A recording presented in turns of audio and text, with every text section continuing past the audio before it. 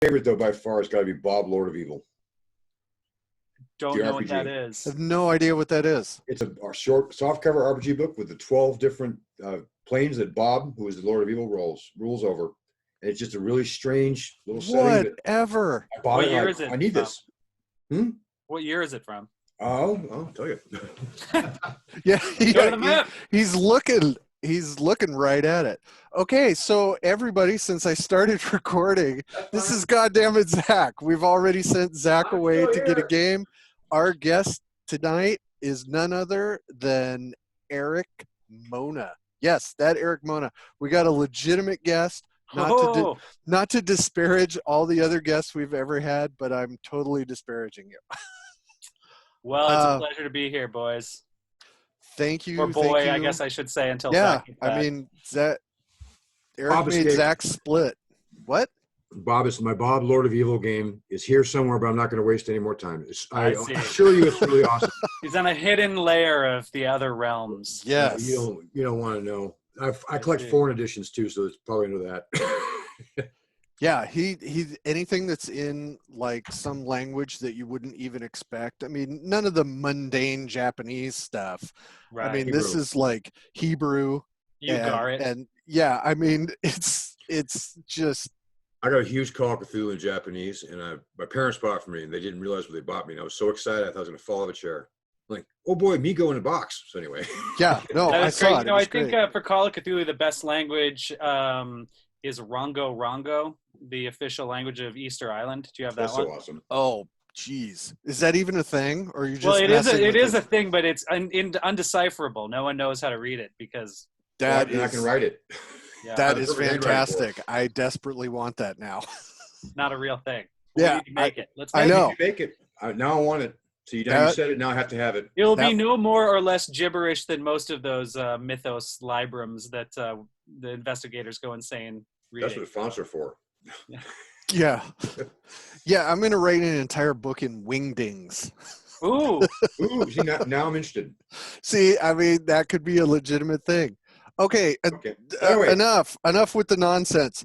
we're nerds. ERIK We can't help Mona, it. I spent a goodly amount of time putting some thought into the number one question I was going to ask you right out of the barrel. Oh, dear God.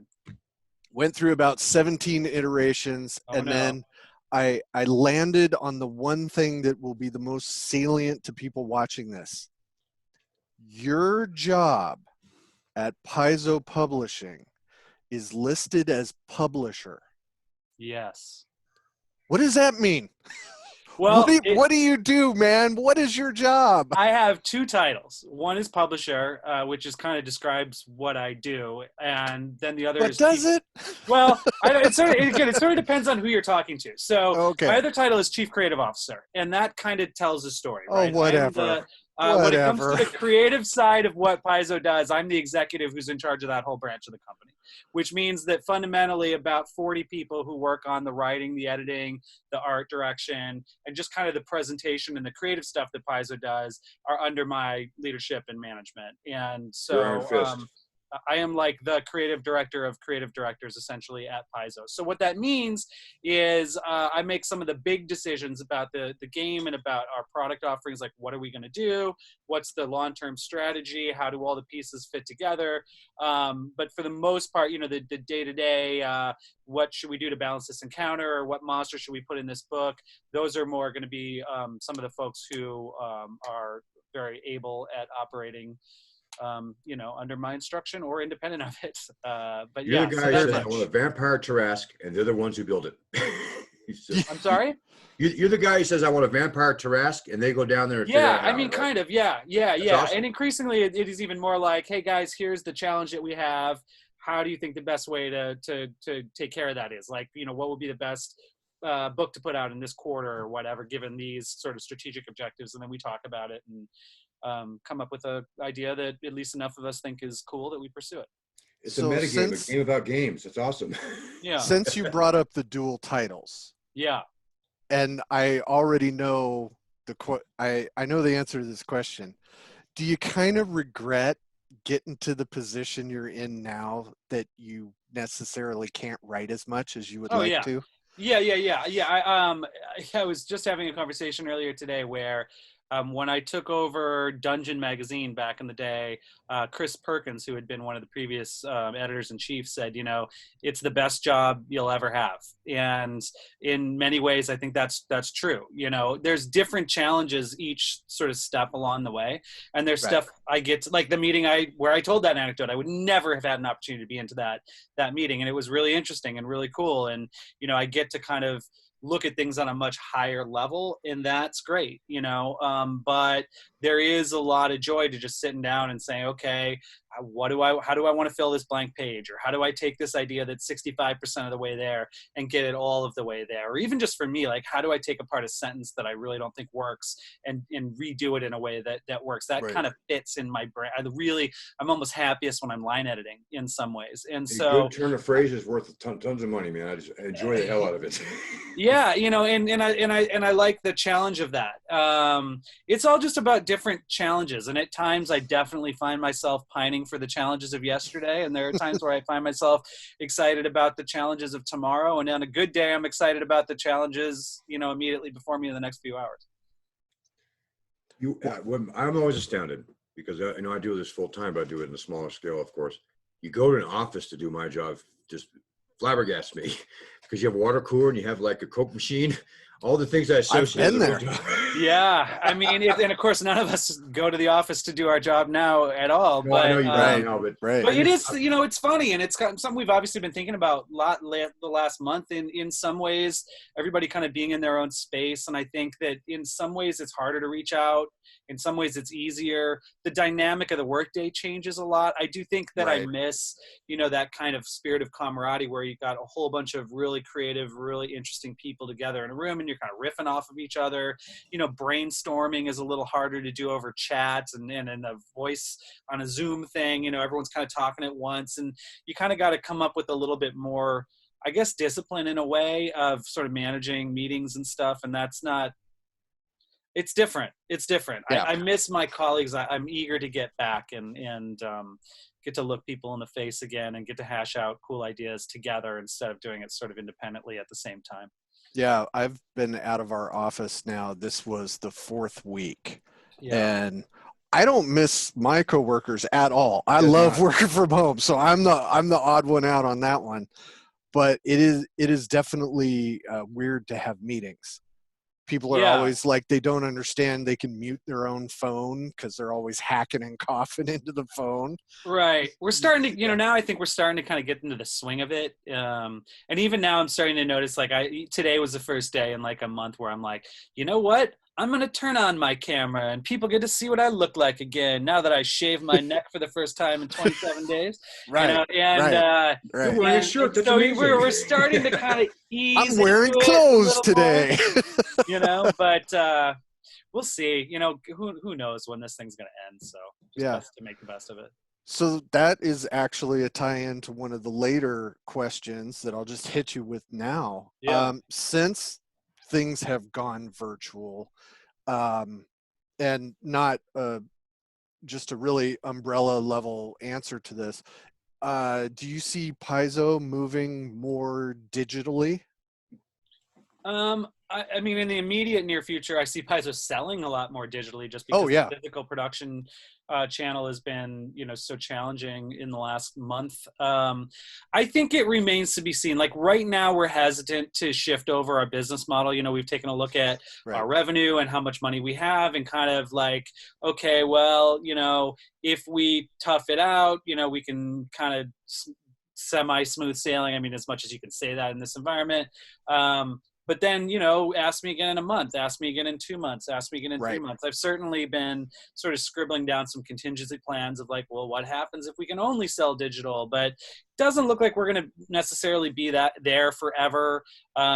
So we haven't initiated many of those plans. We just last Friday shipped all the products for our Gen Con releases. You know, whether Gen Con happens or when exactly those things are going to come out, I think kind of remains an open question. But in terms of like some of the regular stuff, I mean, we're a big company. We do a lot of stuff. And so we do every month we do like a map product in both of our lines. Every month we do an adventure path, you know, and there's, you know, people will probably be okay catching up on some of that stuff. Candidly, some people probably okay missing a few of those things.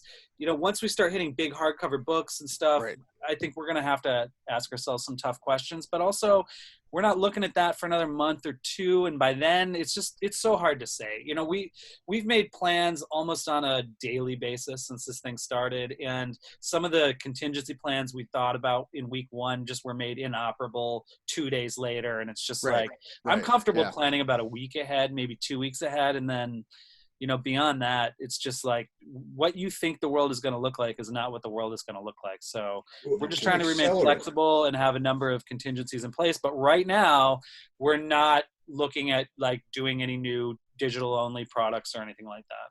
Well, that sounds like an accelerant, like movies is changing because theaters are closed. That was already happening. People are already watching stuff in their house and it's being streamed there. This has made it so that stuff might go away quickly. The product will still exist. The way it gets to you may be different.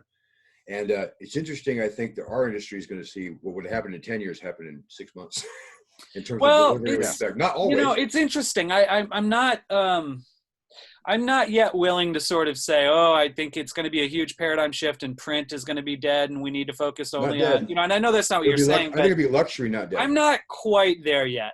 You know, give me 3 months and I'll be captain of that boat. But right now I'm like, we'll see. You know, I've got a lot of friends everywhere in the channel, from bookstore buyers to distributors to other people, game store folks who are furloughed right now, who aren't working. But I think everyone's assumption is that that's going to come back. And to what degree it comes back, to what degree people's appetite is, where people's money is, if money will even exist at the end of this thing. Like, there's just too many. Who the hell knows? We're nose to the grindstone doing what we do best, which is making Pathfinder. I fundamentally believe that an actual solid physical book, even if it's a collector's edition or a very beautiful book, will still be something you sell because you open it. People who can afford it will buy an expensive book that's beautiful because they like it. I think that will never go away. But I think younger kids are so familiar with, I can just use PDF. I'm like, really?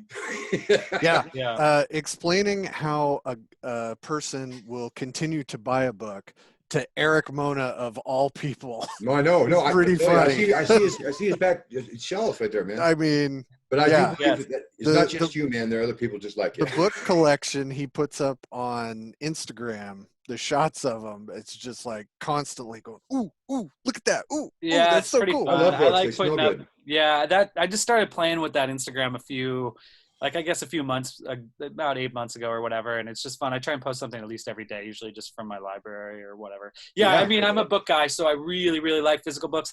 There will be a time, for sure, when I think that the culture continues to shift away. And I think, this is definitely going to accelerate that. But whatever, I'll be making books as long as I can.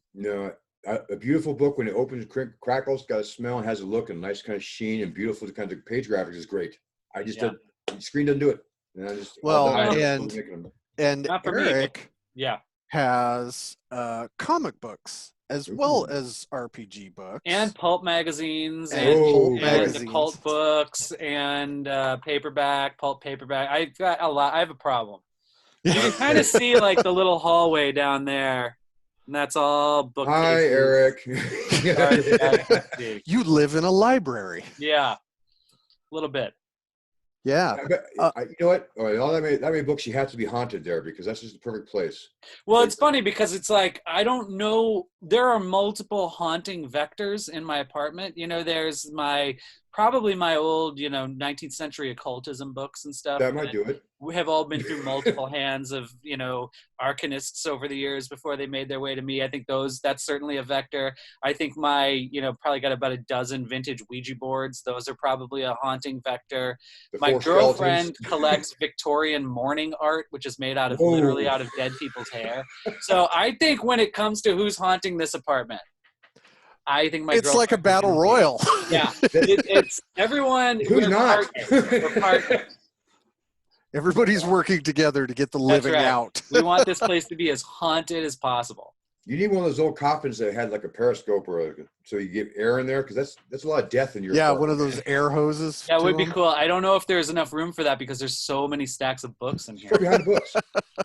You could hide there for months, looks like. I could. There's a secret door back there. I'm not. I'll put it this way: I'm not worried about running out of toilet paper if we have to stay indoors for That's another how I 6 felt. months. You are I have safe. a bunch of Judges Guild stuff. I won't even make it through the Jeez. RPGs I don't even want anymore in that amount of time. Yeah, no, I thought the same thing. Like, there's plenty of paper here.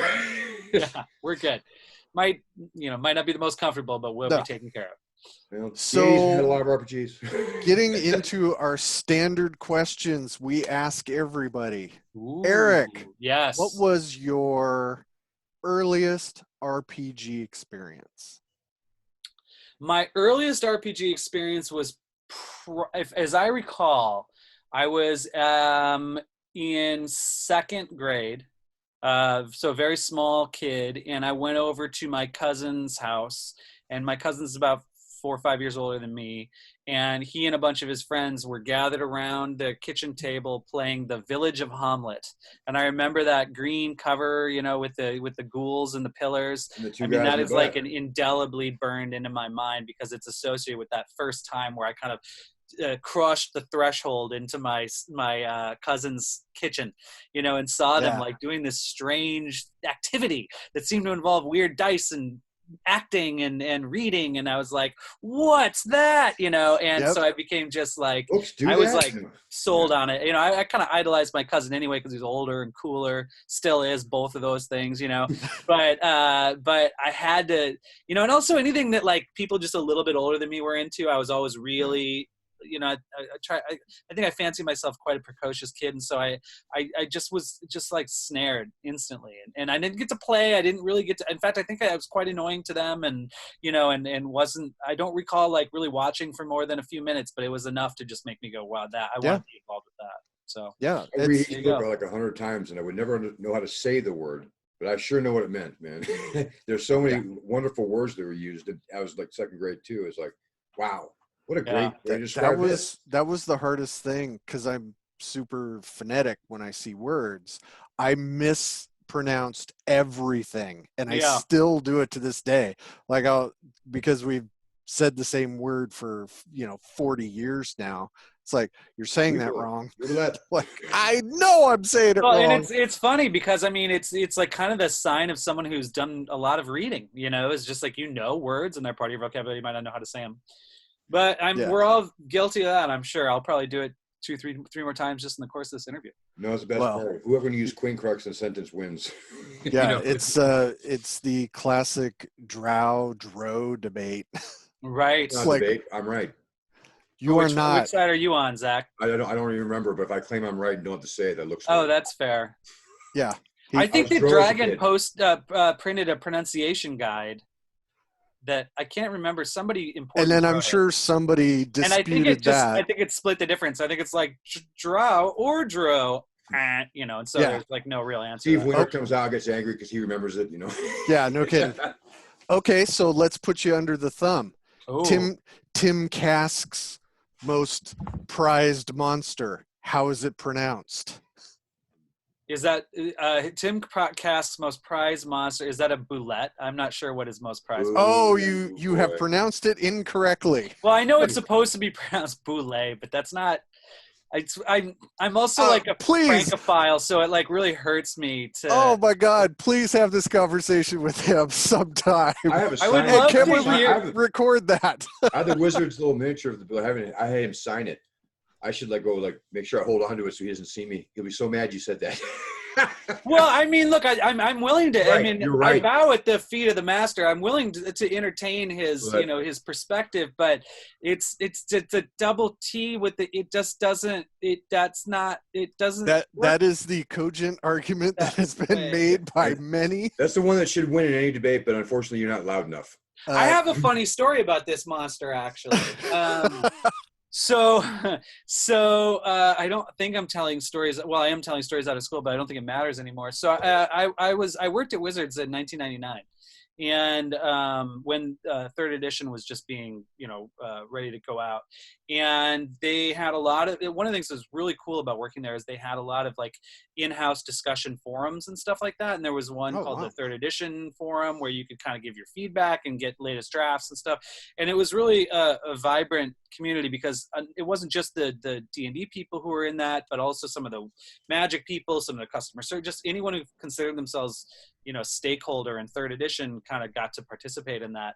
And, one of the people involved was a manager, and he popped in and had not made a lot of decisions about the game, but or at least had not made a lot of decisions publicly in those folders. He'd made tons of decisions about the game, but he kind of came in there and there was a discussion about how do you spell it, how do you pronounce it, and it was just the conversation we were just having.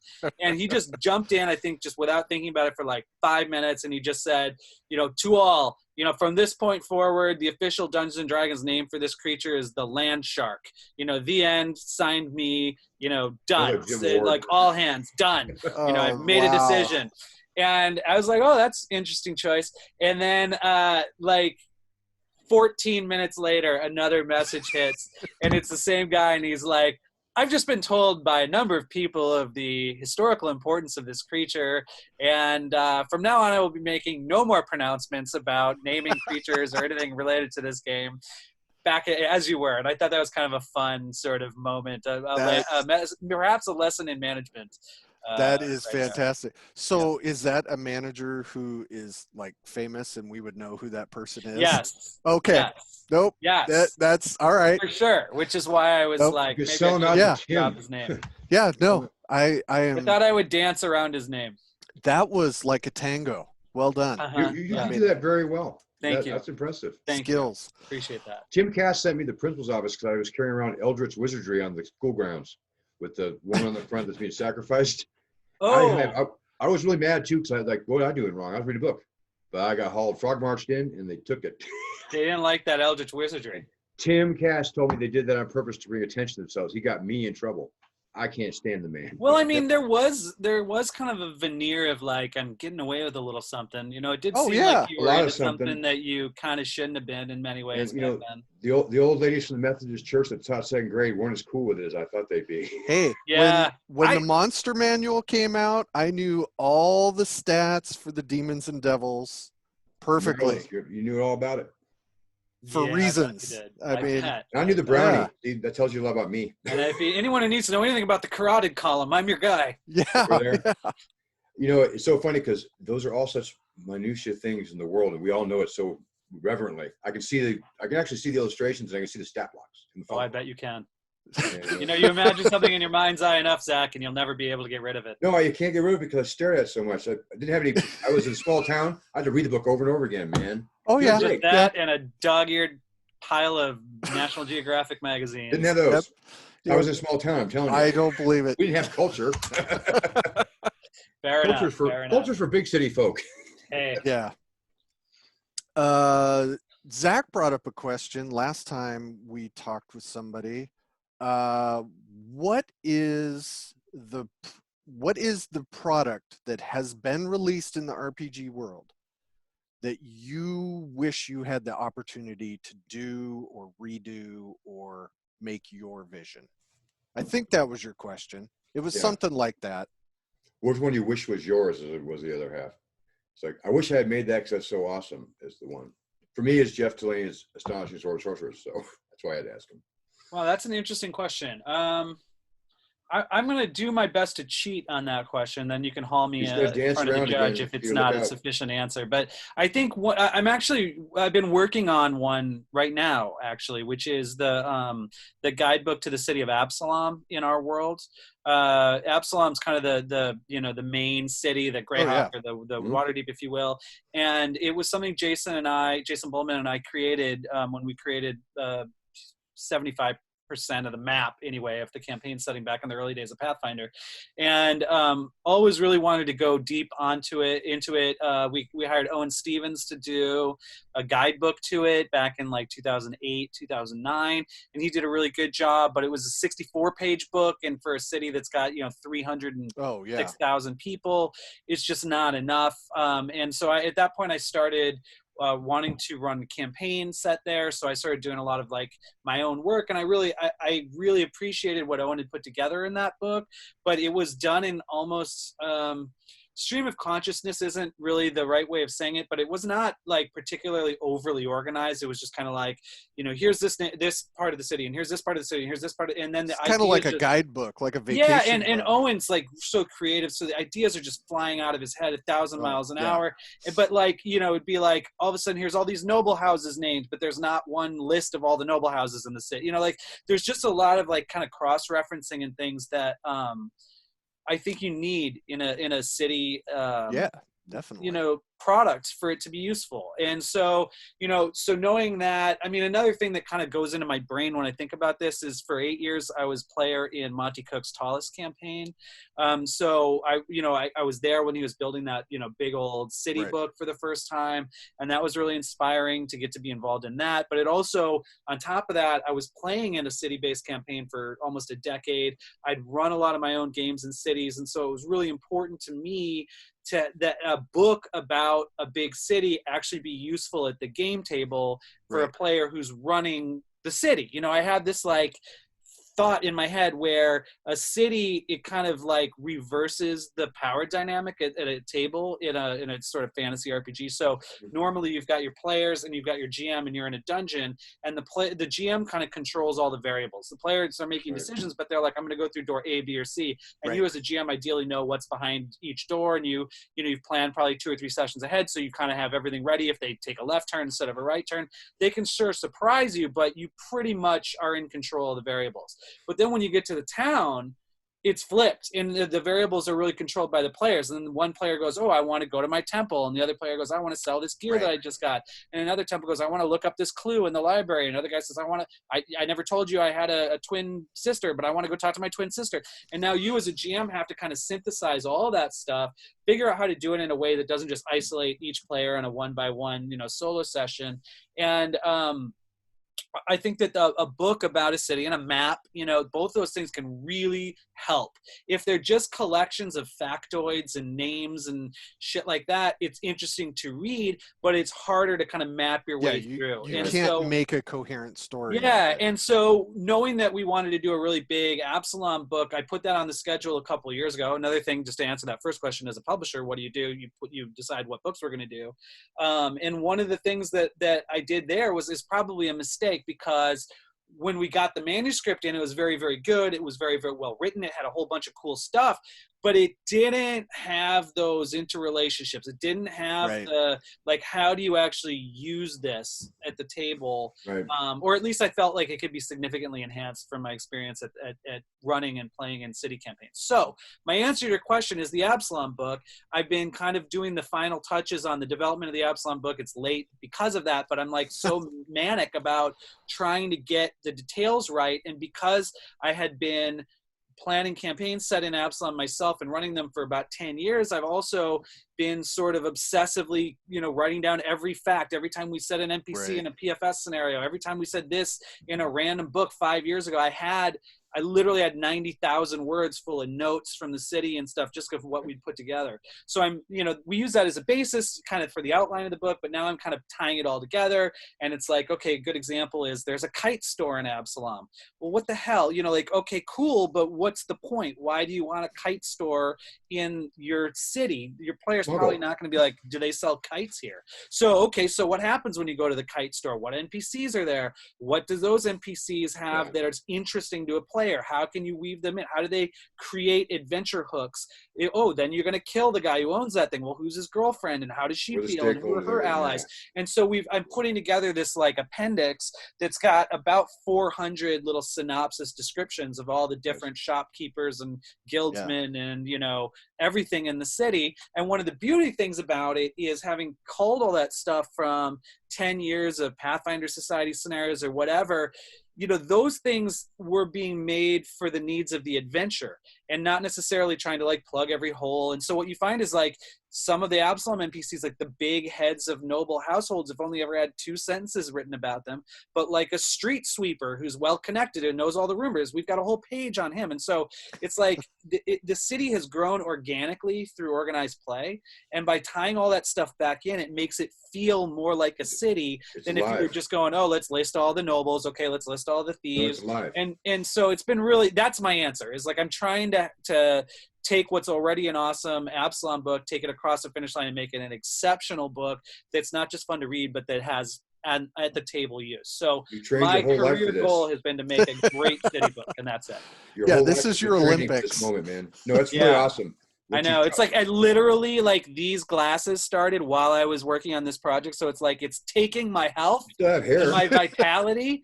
And so hopefully it'll be worth it when it's finally done. You know, we're getting close. What I think you described that makes to me most interesting is when you can pick up a book like that and you can see the interrelations simply between some stakeholders, that you can see intrigue because it's written in there without being obvious. Because it is alive. It does have real connections, even though you may not see them at first glance. They're there, and the players and stuff see it too. Yeah, I mean, and that's kind of, you can go overboard with it, but that's one of my favorite things about writing in a world that has a lot of continuity, like with Greyhawk back in the day, or the Pathfinder thing, is like you can make some of those subtle connections that don't necessarily mean much to probably 90% of the readers, but for that extra 10%, they're like, oh my God, that's a reference to that thing, and it's just kind of a fun little reward. And that's what you got to do with a book like yours, I think, though, after all this time. You're going to make it really, that's what makes it sing. Well, I'm trying, man. I believe you. Arguably, I put too much effort into it already. Do this, I'm sure of it. That's easy. It's funny you say that, because that's easy to happen. That happened when we were doing Bard's Gate. Is like, oh, one more connection. You know, we can connect this to this. Oh, let me put an Easter egg in here. Let me put somebody's name. Look, this graffiti actually means something, kind of stuff, and then it means 3 things. Let me put Eric Mona's name in a book. What? Let me put Eric Mona's name in a book. Oh yeah. Like, I don't know about that kind of stuff. I don't. No, we did that. You do now. Oh, you did? Oh, great. Is it a cool character? I can't tell you because it's a family show. Yeah. No, I'm just kidding. Cool. No, it's in. You're a shop owner in Bard's Gate. Oh, nice. I think for occult books. Oh, well. I sell hamburgers in my character, so you, sir, are awesome. Hey, I get to be Ronald McDonald. I eat hamburgers. So, I do too, but I'd rather sell occult books. What is the deal with White Castle and you, Mr. Mona? No, this is what I'm interested in. Didn't know that. I mean, this is one of the great questions of our time. My theory about White Castle is that those is this like a Tiger King reference? I can't wait. No, we'll get to that. No, my theory about White Castle is that those of us who love it because of something kind of unrelated to the food. Like for me, my dad 100%.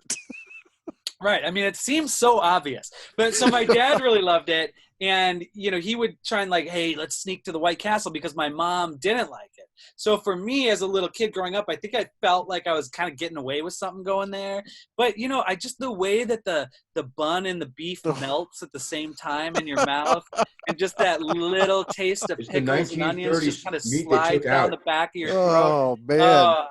I mean, there's nothing better than that. Just that steamy warmth. And that wet bread.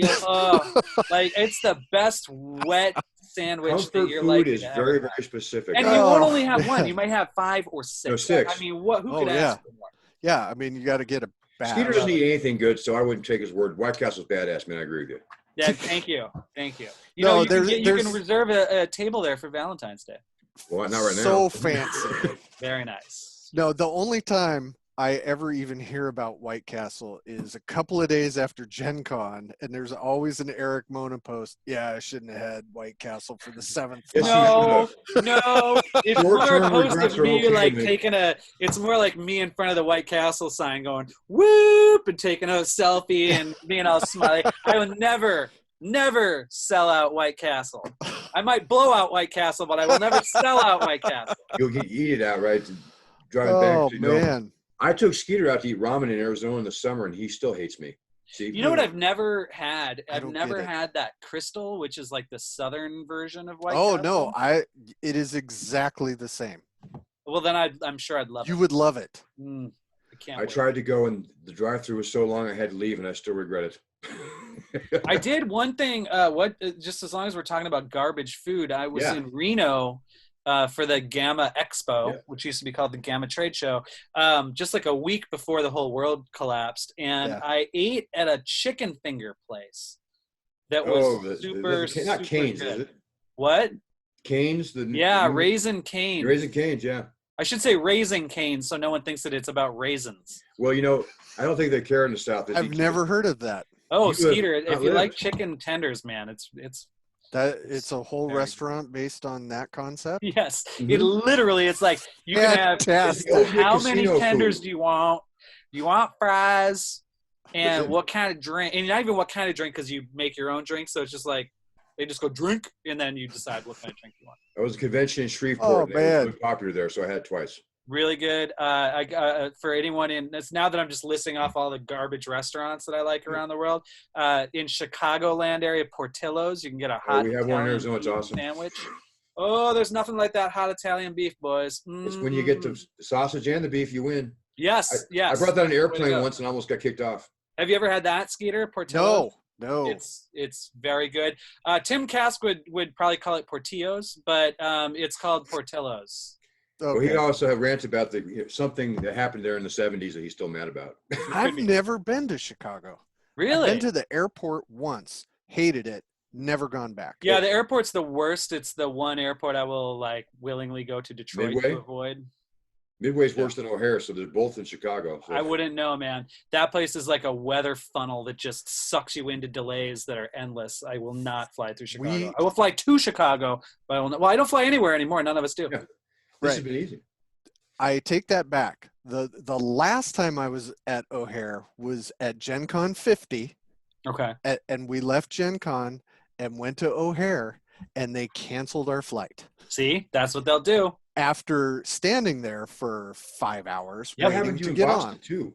Summer you get thunderstorms, winter you get snow, and Yeah. it's the busiest air. It's like one of the busiest airports in the world, actually, but certainly in the country. And It's you always not land worth at it. one and go all the way around. the Don't other fly through Chicago. That's No. my frequent flyer advice for people My wife's who a are flight attendant. she grounded for agrees. the indefinite future. Do not fly through Chicago. Well, you should be happy. The alternative to that is Minneapolis. I know, and I don't mind. Minneapolis is a very large airport, so sometimes the connection's a bit of a challenge. They don't have that super train like Detroit. This is the most fast. Did you guys invite me here to talk about Midwest? We've airports? talked about everything. Yes. This is the best part. No, We this actually- we entire wanna- show is for people to get to know our guests in a way they Okay. We would actually- not. I'm not that interested in the goblins you guys have had for years. I've read about. I want to hear about what you think of food because I like food too. All right. Yeah. Well, okay. So as long as we're talking airports and food, in the Atlanta airport, there's a pizza place called Versano's. That's the best. I will route my return flight from Gen Con through Atlanta. To get that slice. Well, it's like three things. One, to get that slice and a little bit of wine. It's very nice. There's also a piano right next to it, so you Ooh. often have some very nice. So Classic. fancy. And it's very soothing after a full week of Gen Con. Oh god, yeah. I don't mind being alone after a full week of Gen Con. I kind of like not being on a plane with half my company, and it's just like I can I'm ready imagine. to kind of The start. smell. I'm in a long-term process of entering the Odin sleep after Gen Con, and so it starts with a personal journey. So the pizza's one, the personal journey is the two, and then the extra Sky Miles is the three. Yeah. So There it's you like it just works well. But Versano's pizza. So you leave Chicago and have insult the whole city by having pizza in Atlanta, and you enjoy it. That's awesome. Oh, it's no problem. Chicago, they don't eat pizza there. That's what everybody says. But I actually like It's a it when I'm casserole. there. And Well, I get they do so a much great, crap from New York. they do a great pizza hot dish, but it's not quite the same. Yeah, I know, but it's funny that the whole city gets offended and then nobody else cares. Chicago's always forgotten. I love Chicago. I just I do don't like too. their pizza or their airports. Well, yeah, and their ocean's pretty crappy too. They have beaches, anyway. I like it. I That grew up in Minnesota, so I can't complain about lakes as oceanfront property. I live in Arizona, and we don't have water. Yeah, that's a problem. Yeah, you can't That's a get problem. a glass of water where he's at. Skeeter's in paradise. You guys see this? This is amazing. I mean, yeah, I this know. is fantastic. It's I just think that actually- it's hard getting table service when the waiter's got to be 6 feet away. Yeah, it's brutal. I just had a person come in and knock on the door. Oh, good. Oh So- boy, is she there to deliver your what do they eat in Costa Rica? What'd you have? Oh Rice. man, Lentils and rice. a lot of red beans and rice, and I don't know how they season it, but it was fantastic. Yeah. I had it 3 meals a day. Great tacos. We had some street tacos, and that was with Alex. So The you know. unifying food of the world. Yeah. Yeah, but you know me, I don't like to be too adventurous. No, he doesn't. Going anywhere to eat with him is sad. Are you like a safe eater guy? You're like a hot Oh, dogs that and overstep- hamburgers kind of a dude? Yeah. Yeah. There are. Japanese. He almost died. Yeah. If I can't identify what it is, I'm not down with Okataki. eating It it. was octopus balls. That's what it was, and you wouldn't eat it. Now, you were at the Seattle's famous Metropolitan Grill as possibly the last diners at that entire That was establishment. We That were. was my boss. Total You ghost guys were- town. oh, So steak, I assume, is still on the menu. Oh, steak is definitely on the menu. this Even had was- some asparagus with some kind of sauce I couldn't pronounce. It Was nice. delicious. $40 asparagus. Everything I've ever had there is fantastic. Oh, that oh boy, they do a nice job. No, it's Yeah. That is a I very mean, good place. And the guy who was our waiter is the only waiter I've ever had every time I've been there. Oh, really? Always been the was the same guy guy. Does he There now? was- Is he like one of those like restaurant waiters who will like Yeah. remember you from? Does he be like, oh, He Mr. always Green, welcome back? He seems like he recognizes me, Yeah, but he doesn't ever. they probably Anything just wear that like- face all the time to be safe. Yeah. You know? Oh yeah, no, and I'm sure We he weren't ever paying probably the bill. does. When we were there, we weren't even considered to be paying the bill. We just sat there while they took care of everybody else. You Oh, know, yeah, so I have you been think to this restaurant, Zach?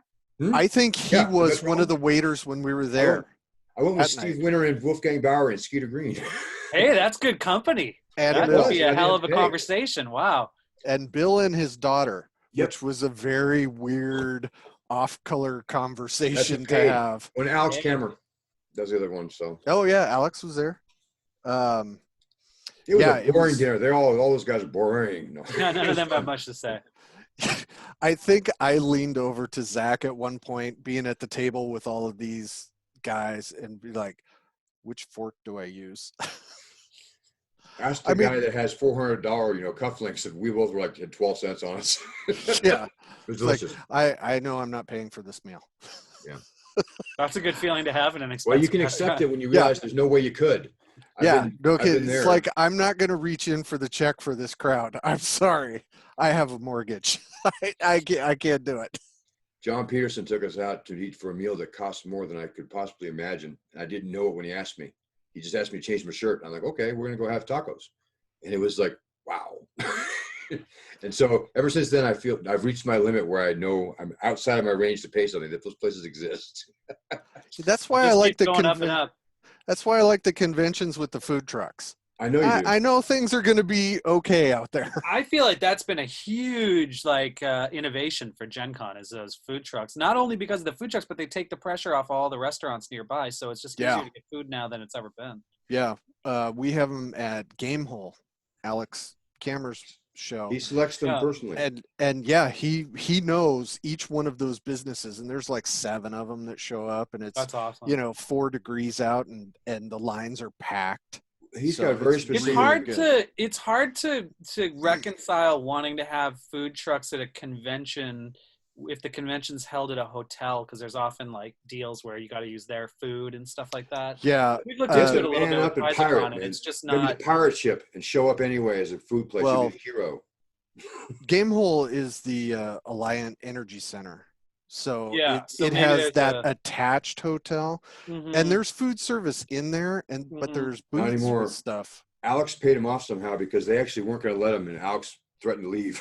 Yeah, I mean, Oh, I yeah, think I it's a bet. negotiation thing. You could probably work it out Yeah. one way or the other, but it's just we tried to pursue that one year, and it's like, yeah, that's just not going to work for That's us. the Yeah, third rail of yeah. At conventions, the man. hotel for PaizoCon, they definitely have a monopoly in that. They definitely one want your money bar. for food. That is for sure. Yeah, and maybe bring on a couple of more people, so it's not the same two people working the entire Oh floor yeah, a for couple of the 85 customers. I'm the DoubleTree Hoteler is a strong partner of ours, and we appreciate all of the efforts that they make on our behalf. They do that a was my flight attendant fantastic wife's job. overnight hotel for a few years, so I visit her there. So that very familiar, and it's the same way when you guys aren't there. I think it's a cool hotel. I like it. It's Mhm. like I started going to NorwestCon at that hotel years and years ago. It's got this kind of weird, like 70s Disneyland Polynesian hotel sort of vibe to it. It Lounge really leisure does. suits. It's got It the leisure feels suit like vibe. it was like the site of a lot of key parties about 1978. Yep. And Um, those stairs that are just about low enough to hit you in the head when Yeah, you're walking down the hallway. glass elevators. Yeah. Like there's a certain charm to the old DoubleTree. Have you been out to the pool? Um, That pool's got some stories. I know it's got some I'm sure stories. that does. No, I've never really, because we don't. My schedule's not really got enough breaks in there where it's Right. like, it's like, ooh, let me take 2 hours and go to the pool. That's what Stephen And Farland also, I said.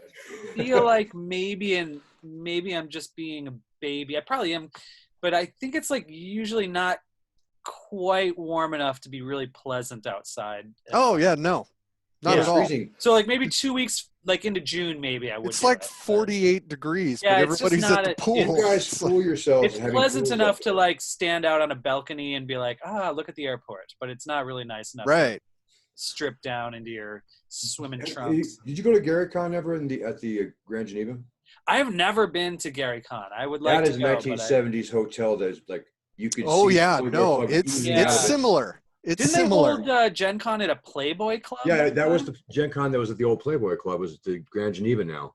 And you Oh, can tell. No, That's a it's great not big- Gen Con, it's Gary Con. There was Well, Gen now Con. it's Gary Con. 12. Well, okay. does it have that kind of mystique to it? Like You mirrors can on still the kind of walls? feel the Oh, like, dude, I don't the want to touch the sleeves that's walls. covered up with like the the kind Ever. of Playboy tie. You look at everybody's like sophisticated, but they're sitting there for sleeves, and you can see it all around. It's great. Wow. I mean, there are ages of like whiskey and cigar stench baked into the foundation stones of that Yeah, thing. if those walls could talk, they would and probably much be less A savory. lot of money would things. go to keep them shut up. There are a lot of people who. Yeah.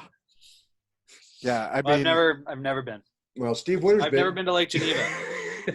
really, you've never been to Lake Geneva? No. Mm-mm. Oh man, that's like going to Bethlehem or 2 years. I know. I've never made the pilgrimage. I'd like to do it, but just the summers. I think there's a show that's right on top of Gary Con, so I can never go. I can't remember All what I it can is. say is, when I was a kid, that was to me was the coolest place in the world. Like everything was made in Lake Geneva. I'm like, wow, that must be awesome. And I went like, wow, there's a Walmart here. That's about all. It wasn't as impressive as I Yeah, thought. So I it's- saw the Center Street House and the original, what are they called, the horticultural society, horticultural Yeah. hall, where they had first Gen Con. Horticultural Hall. I'm like, there is history here. I thought that was pretty sweet at the 50th anniversary of Gen Con when they had the midfield at the stadium set up at the sort of the dimensions of that horticultural hall, and it was just astounding to see kind of where Gen Con had come in 50 years from that building, which probably seemed big at the time, to just No. literally it just being on the speck on the center of the Colt, Yeah, no kidding. which is like one of 10 buildings at Gen Con. It's just It's like had the insane. VFW being the home of Gen Con. It's like very small, very nice. And you realize that 40 guys slept here and it was really crowded. And now it's this giant event that whole industry's at. And I know, it's crazy. Cool. When did you start going to Gen Con, Eric? My first Gen Con was 1995. I had come back from college and I'd started to get involved with the RPGA in Minneapolis. And I went to a con called Twin Con that was run by Harold Johnson of Oh. TSR fame. Yep. And won. kind of got hooked up with the local RPGA guys who I later would become quite good friends with. But then I was just kind of like, oh, there's a community here. This is kind of cool. And, when you sign up, I'd been a member of the RPGA since I was a little kid, and they just inundated you with like, go to Gen Con. Gen Con's rad. Check out what's going to Gen Con. And so it kind of was like this confluence of I gamed enough with strangers that kind of that whole, I'd cross that, barrier, and then I could drive. And so I just, I got a couple of friends and convinced them to go, and we split a hotel room, and we went out there, and I was hooked for life, man. Yeah. You can't That's when you not can go afford a once you hotel start room. going. Oh yeah, you can stop. I stopped going. Did you? Well, it's too many contractually, people. I can't stop. Well, now. yeah, I mean you're tied in there. And I don't want to. I love Gen Con so much because it's like it's just my opportunity to touch base with so many dear friends that I only get to see Right. once or maybe tops twice a year, and it's just like I've never missed it. You I've never are been a to it, so there you go. busy man at Isn't conventions. it crazy? Every time I go to PaizoCon, I see Eric walking up down. He's like, hey. It just Gen Con, I sometimes will do like 2 or 3 dinners a night, just because it's like a different meetings and stuff. No, and like, I'm sure you do. yeah, and yeah. I'll basically book stuff. It's like, oh, I got to do these. I don't want to get into it, but it's like, hey, this friend is doing a party, and then this company that we're in business with has got a reception, and then there's this thing. So you kind of end up doing like this parade where even when you're like having fun, you're still to some degree on a little bit of a schedule. So resident fun where you can't really drink, but you have to pretend like you're doing it for 6 hours. I used to work for the government. Yeah. At the governor's office of Arizona, so we go to parties professionally. Yeah. So anyway, so it's a bit of a challenge. Sure. But again, at each one of those places, I'm usually touching base with somebody who I would never have seen. There's like 100,000 people there, so your chance of just randomly running into someone is pretty low. But then that also happens all the time. Like, oh my God, I haven't seen you since. Literally, I ran into a guy I went to kindergarten with, and you're just like, Wow. And so it's. I would rather never miss Gen Con. It's going to be interesting to see what happens this year, but yeah, this one's going to be tough. I mean, it's up to what, 80,000 people, or did they get to 100? Somewhere around there? And I guess I should also add the caveat, which is I love Gen Con, but I don't pay for it. I don't have to sign up for the tickets. I don't, you get all the VIP we get in stuff through too, the hotel lottery, and we sponsor the show, so we get to go to a hotel every year. So like a lot of the stuff that's a challenge is I haven't dealt with since like 1997 when I started GMing for the RPGA. Just to get in. Those are first world gaming problems. I love it. Well, I mean, it is really hard to get a hotel sometimes. Yeah, no, I know. And yeah, we stay out by the airport. Yeah, and I gotta feel like that's there's a sacrifice there too, just in terms of like, you guys seem like you're having fun, but it's 4:00, and if I don't get back to the hotel, I'm never gonna sleep at all. And at least you can get a couple of hours of sleep. I used to have we always hang out in the Omni because that's like where Paizo stays, and there's a bunch of other like industry folks there a lot of times, or just old friends. And I would always have a rule that when they come to open the Starbucks in the morning, that is when it's time to go upstairs from the lobby. So it's time to it's a race between getting to bed before they open the Starbucks. That was okay. I could do that like all the way to like age 36, 37. And then now I'm like, I actually get tired of cons. And I get up to exercise because otherwise I wouldn't make it. So I talk all day. And you talk 4 times as much as I don't know how you do it, but I have meetings all the time, and I'm always talking. I'm like, just exhausted. I'm old. Yeah. Well, I'm getting there for sure, man. We're the same age, so I'm just ahead of you. Yeah. You guys are right kids. Behind you. I'm hobbling slowly behind you. You're 3 months younger than me. You'll make it. I mean, I believe in you. No, it's just a lot of work to do all that. And it is a better experience than you get as a paying guest sometimes. But you also feel obligated because the con's being good to you to make sure you're available to everybody. Yeah. And you're kind of on camera the whole time to some degree, it's like. Well, Gen Con, if you're available to everybody, you're dead. Because there's no way you could wander and do that kind of stuff. Especially with you, they'd know your name. I could wander anywhere. But, hey, that's the guy who made Pathfinder. But I mean, it's like that. No one says that to me when I'm at the grocery store. You know what I mean? So it's like there is a. It doesn't suck when you're walking down the street and someone goes, "Oh, I loved you on that podcast," or like, "Really like your company." In our little strata, everybody owes you for saving role-playing games from that could have been oblivion. You guys made a game and kept a game that saved the whole industry, and you guys made money and made people happy, and it could have been gone. You guys did. You saved us. All the jobs that we have now are because Pathfinder became big and was recognized and pushed when it wouldn't happen. So I appreciate it. Well, no one tells me that at the grocery store either. Well, I would if I saw you there. But, this is worse than the grocery store, so I don't know how much that counts if we have a weighted average. I just mean I'll take it. On the rare occasion when someone wants to say something nice, I'll certainly. Be like, oh, I'm sorry. Could you say it one more time, please? If you dress like Stephen Picorni, they might recognize you more. Oh boy. I mean, okay, fair enough. You're incognito Fair right enough. now with the shirt, man. You're looking pretty like you look like a successful person. Like is not strange, but Stephen, they reckon right away. Genius. There he is. Genius. Hey, he understands the power of branding, perhaps best of all of us. Well, I almost don't maybe that's recognize it. you without that blue Paizo shirt That on. beautiful form-fitting polyester sheath. I was talking to Will about that one time, and he was Best like, Buy. "Don't let anyone smoke near us. We'll all go up in flames." Yeah, I mean, I would never admit that it's a fire hazard. Well, I wouldn't say that at all. No, fire hazard. The one No thing I will flames say about those involved. shirts is that they do not wrinkle. I bet they physically they're made out can't. of the same material as Spider-Man's black costume. Oh, so yeah, like they will there you not go. wrinkle. They're a You probably symbiote. stuff it into a Pringles tube too, huh? You kind of lose your I will think you when you're could. wearing I them. honestly think you could. That's, I don't think you that's should, Future, but I that's think you future could. clothes, man. You're living in then. I'm still in the now. That's awesome. Okay, Eric, back to actual questions. Yes, sir. I'm ready for the Sorry next about one. this, but we're enjoying ourselves. Besides the Absalon book that you Yeah. just told us about, what is one particular Paizo product that you're very excited is coming out? Especially when you can't talk about. I'm trying to like go through my head about like what have we announced yet or not? Yeah, I don't need any secret information, but what are you really stoked about besides your book? Well, now his whole schedule is probably different because ours is because you don't know when to ship stuff. So you can't say what's coming. Okay, so it's sort of similar, but we're doing a new adventure path called the Agents of Edgewatch Adventure Path, and that comes out, again in July at the same time as we would have. I guess we're still tentatively going to launch at Gen Con, and so it's you play the role of city watch people in Absalom. So it's sort of a CSI Absalom kind of a police procedural adventure path. And I've always wanted, even since the dungeon days, I started playing around in my head the idea of like, what if you were members of the City Watch? What a perfect way to kind of explore a city and do different missions in a way that felt organic to the plot. And so it's something I've been trying to sneak in. It only took me about 30 adventure paths to finally get the idea pushed through. And I think partly because of two things. One, we're doing the Absalom book at roughly the same time.